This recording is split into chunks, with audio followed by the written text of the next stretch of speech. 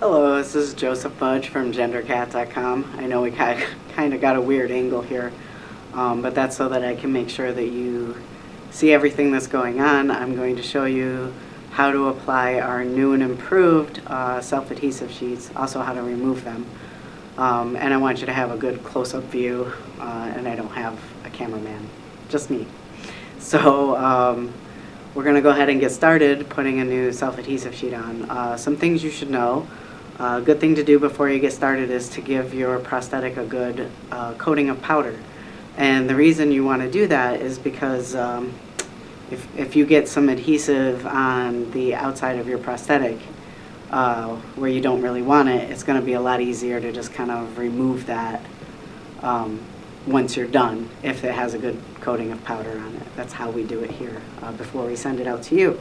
So I'm going to go ahead and move my workstation back so you can see what I'm doing, and we'll go from there.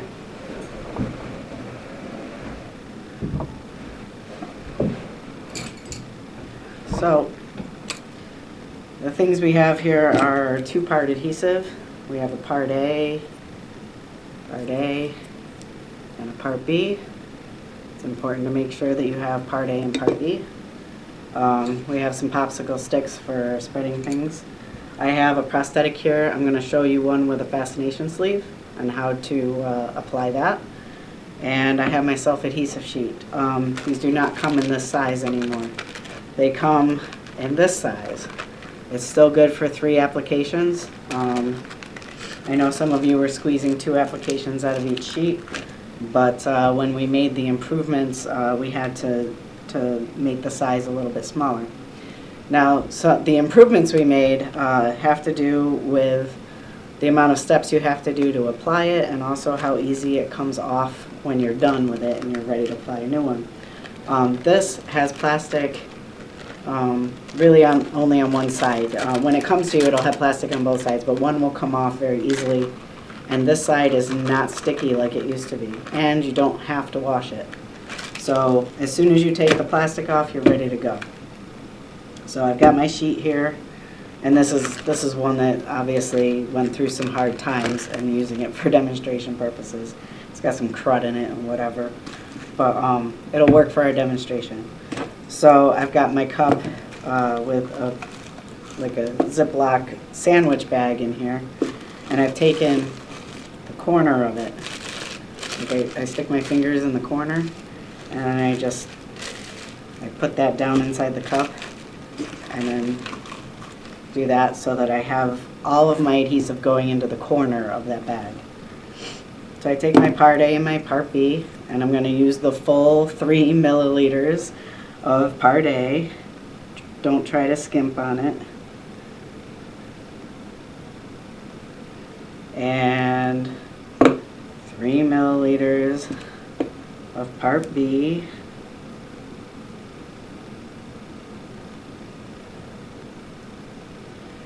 And the reason you don't want to skimp on that is because if you use too little, it's going to make it hard for you to get all the air out. And getting all the air out from underneath it is really important, because if you don't, then when you take your prosthetic off, you may leave your self-adhesive sheet behind on your body and not on your prosthetic.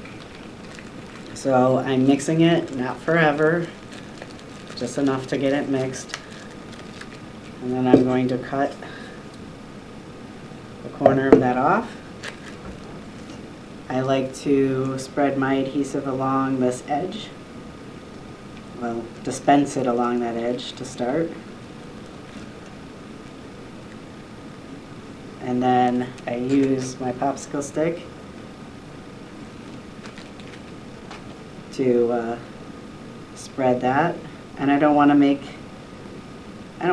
that adhesive spread too thin. So you'll see I'm kind of dabbing it back on in the main part where I'm going to put the prosthetic.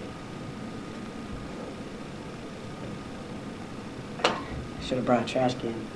Paper towels. Paper towels are important. I don't care about my clothes. They have silicone all over them, so I'm going to use my clothes.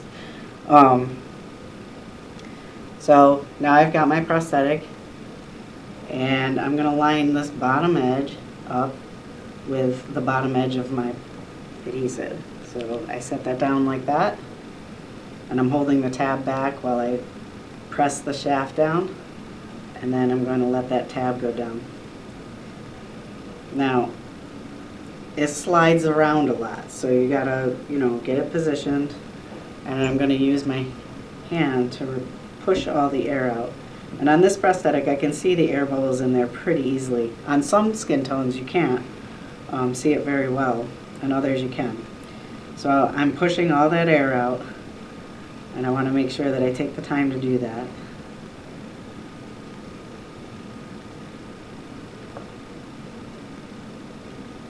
And it slid off to the side a little bit, so I went ahead, and again, I don't care about my clothes, but you should have some paper towels. Don't do what I do, at least not with your clothes. Silicone won't come out of your clothes. So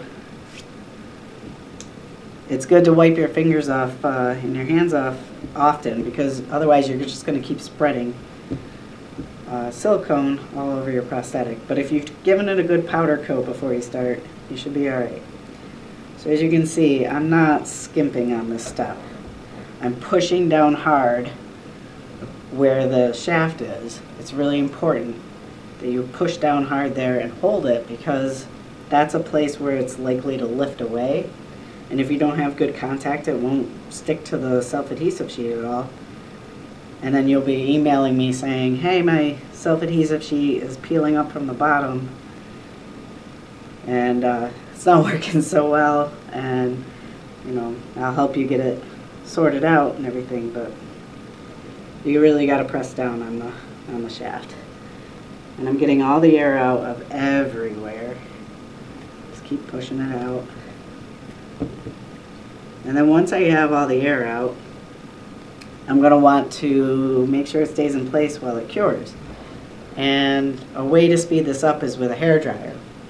You'll put it on high heat and heat it up, and that high temperature will make this adhesive cure much faster. Which brings me to another point, is that when you're applying the adhesive and the self-adhesive, you want to make sure that the temperature, the ideal temperature, is around 70 degrees, because that'll cure in a reasonable amount of time, and it also gives you enough time to do the things you need to do. If it's really warm, it's going to cure really fast, and if it cures before you get this all down, then it might not stick so well. Or if you are in a cold place, it might not cure. Like below 65 degrees, it just won't cure. It'll just stay liquid. So, you want to be right around 70 degrees. That's the best place. That's the best place to be. And then once you get it on there, speeding it up with the hairdryer is a great thing. I didn't bring the hairdryer up to our filming area, or I could make this go a lot faster.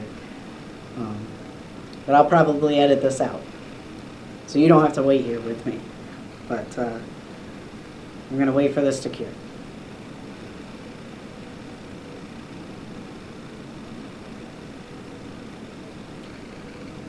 Another thing to note is that if this two-part adhesive, this stuff here, gets exposed to high heat, it doesn't work anymore.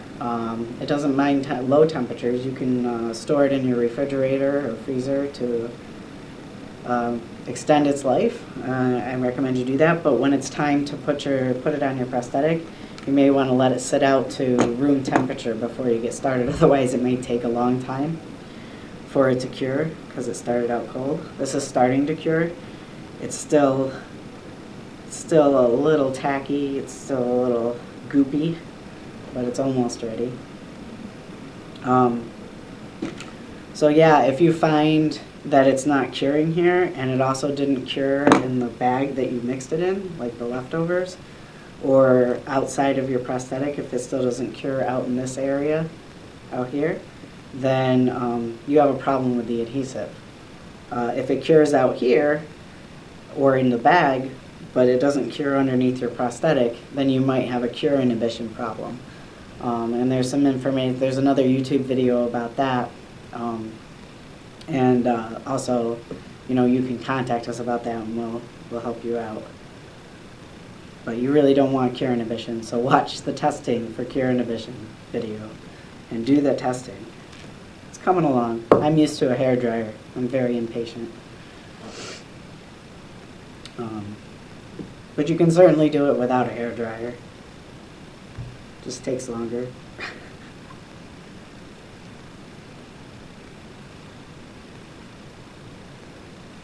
I think I have just enough time to get this little air bubble out. Tiny air bubbles won't bother you, like if they're, let's see, oh my gosh, look at my nails. Oh, it's got fuzzy stuff on them. So my nails are still ridiculous, but if you have like bubbles like that big, it's not going to bother anything, but you get bubbles like that and then you're going to have a problem.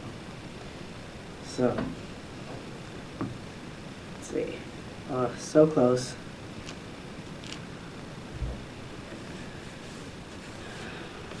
So I guess if you watch this in real time, if I don't edit this all out, you'll see exactly what it takes to do this in about a 70-degree room without a hairdryer.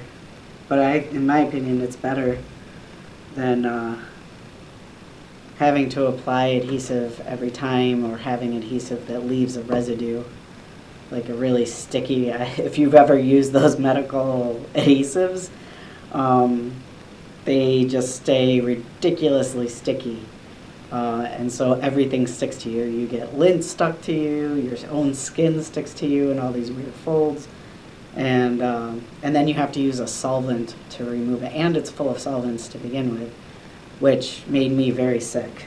Part of why I invented these products is because all the other products made me sick. So this is just about ready. You can see that the adhesive kind of has some tackiness, but it's not coming off on my finger anymore. So this is pretty much ready, ready to trim. So once that's all cured, you're going to pick it up. You're going to see that there's no air. We got all the air out. And you're going to take some sharp scissors, and you're going to carefully trim the self-adhesive sheet away from the edge of the tab. And you want to use nice smooth cuts, because if you cut a little, like a little into it, I don't know what to call it. I don't know what to call that. Anyway, I'll show you. If you cut a little notch into it, then a tear will start and it'll continue. And then it'll tear your tab. So you want to make sure that it's pretty smooth cut. And then you're going to take this off. Now, some of the sheets don't have this tab on it. It's okay. You can put some tape on there to lift it, or dig it out. But what's important is when you're removing this, I'm going to take my thumb and just kind of pull that self-adhesive away at the edge. And sometimes this tears, and this one's tearing good, so I can show you. It's okay. It's a little bit of a pain in the butt, but this is the only kind of plastic that we can create these self-adhesive sheets on, so it's just part of what we have to deal with. So I apologize for that. If I could find a better solution, I will certainly implement it. But, it's just a matter of grabbing that plastic, and pulling it off. And it tore a little bit again, so I'm just going to stay patient. I'm going to be patient with Joey and go ahead and, take my time, stay calm, and remove this plastic, this one's giving me more trouble than ever, which is great because I'm demonstrating to you how bad it can be. Anyway, I pulled off all the plastic off the back, and you can pulled all the plastic off the back now, and you can see it is now adhesive. It's self-adhesive. Now remember, this one had a fascination sleeve, and I get a lot of questions about how do you do this with the fascination sleeve. Well, I went right over the top of it. And now that it's done, I'm going to squeeze the fascination sleeve. Let's see. So you can see it makes a bubble. Hopefully you can see that. I love this part. This is one of my favorite things. It's very satisfying to me. So I squeeze the fascination sleeve, get a bubble, and I take my scissors and I cut that bubble off. I don't know if you guys could hear that, but that was pretty. Still a little bit of self-adhesive around this edge here. And if that bothers you, then you can go in and trim that some more with some scissors. You can even pull it away a little bit so that you can get in there. But so the other thing I told you that was improved about these sheets is how they come off. And if you had our old sheets, you know that it was pretty difficult to remove them. And that made me profoundly unhappy, and I'm sure it made you unhappy. So I've been working on fixing that. And so our new sheets are actually really nice. I'm just rolling it up from the edge, and getting it started is where it's at. And I'm pressing pretty hard with my thumb just to get it started. And now you can see that these sheets just roll off very nicely. No more crazy stuff trying to get all this off. And at this point, you can kind of just pull it off, but you want to be careful. You don't want to pull too hard and tear your tab, but it sure is a lot easier than before. Oop. So here's the sheet. Here's the prosthetic. This amount of residual 2-part adhesive on there, so some thin sheets of it, is normal and okay. You can just apply the next sheet over that. You don't have to work too hard to get that off. It's not going to bother anything. So hopefully that explains the process of applying the self-adhesive sheets. Even if you have a fascination sleeve in your prosthetic, things to remember are press down hard on the shaft firmly so that you get good contact there. Otherwise, when you go to pull it off the plastic or off your body, the sheet's going to stay with you, or it's going to come apart a little bit. So make sure you get good contact. Use the recommended 3 milliliters of each of this adhesive so that you can get good contact and not have bubbles. So I think that does it. Back to this odd angle. Thank you for watching, and if you have any questions, don't hesitate to contact us. We always want to make sure you're having a great experience. So